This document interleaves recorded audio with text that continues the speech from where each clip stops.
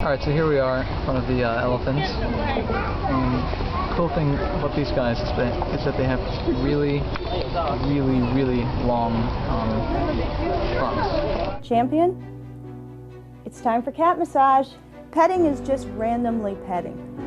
Most people will go mid-back.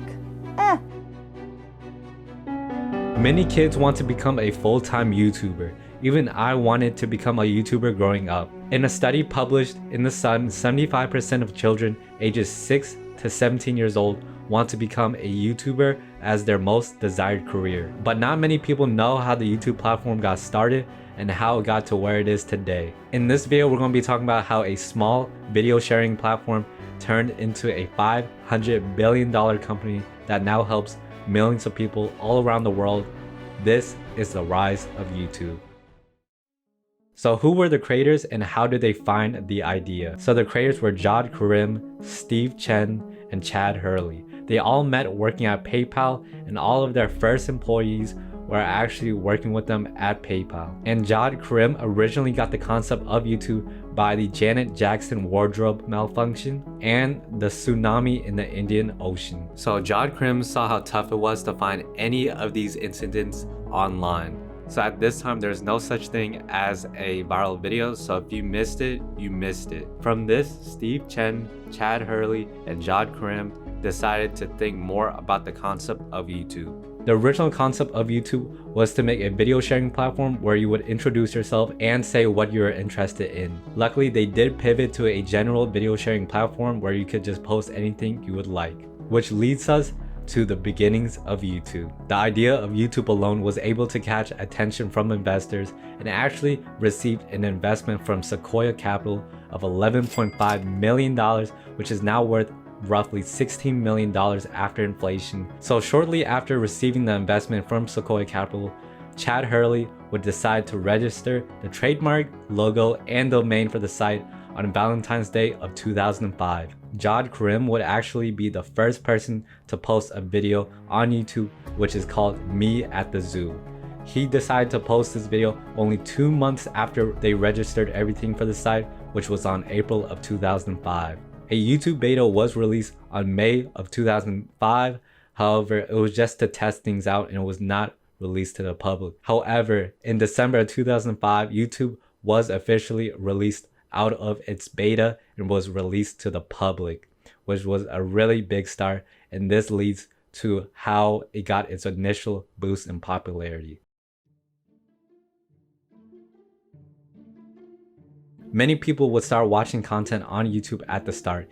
It started to gain about 8 million views watched every single day. So something that really helped YouTube out was a deal that they actually struck with NBC on June of 2006, but actually a few months prior, NBC would actually contact YouTube to take down a video called Lazy Sunday, which was a clip from a Saturday Night Live episode. With a combination of new YouTubers on the platform and companies coming on to YouTube to start posting content, this would lead YouTube to gain more popularity with the public. So with all this success, the creators did decide to sell YouTube to Google. In October of 2006, Google would acquire YouTube for $1.65 billion, and Google thought very highly of the company, even saying it is the next step in the evolution of the internet. At this time, YouTube was pulling in 100 million video views per day. Steve Chen, Chad Hurley, and Karim was sold due to them not being able to maintain the traffic on their site.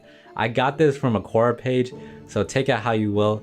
But this was all the information I could find on why they decided to sell the company. But basically now we're going to be talking about the continuous growth of the platform. A Nike ad would be the first video on YouTube to hit 1 million views. With that, Fred would be the first YouTuber ever to hit 1 million subscribers in 2009. In December of 2012, Gangnam Style would actually be the first video on YouTube to hit 1 billion views. And at this time, YouTube was gaining 1 billion unique monthly visitors on their site, which was actually the second most visited site behind Facebook at 1.1 billion unique monthly visitors. The most popular creators at the time were Smosh, Fred, and also Ray William Johnson, and many others. I'm not gonna name every single one, but there's plenty of creators at the time that were just absolutely smashing it. But with all of the success that YouTube has received, they did have some bumps in the road, and we're gonna be talking about the controversies.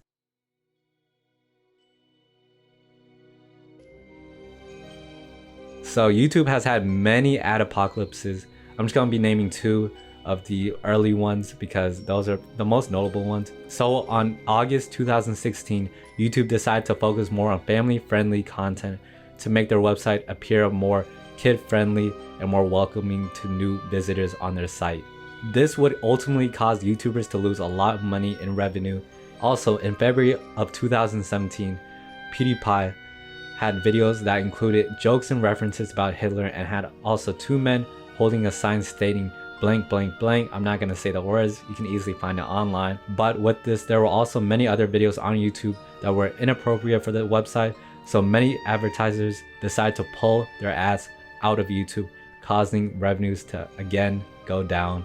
But with all the adpocalypses, we did have a lot of YouTuber controversies. I'm just gonna be naming the big ones because I could be here all day honestly, but I'm just gonna be naming the very noble ones. For example, the Logan Paul Forest incident, YouTubers promoting a mystery box scam, the James Charles accusations from Tati, and more recently the pump and dump coins that creators are now promoting. Those are the main controversies that I wanted to touch on and not really go too much into it because you can find separate videos online about each controversies. But for this video, I just want to make it short and sweet. So with all these controversies, how did YouTube handle them? So YouTube did try their best to discourage these bad acts from their site by banning creators, demonetizing videos, and taking down videos.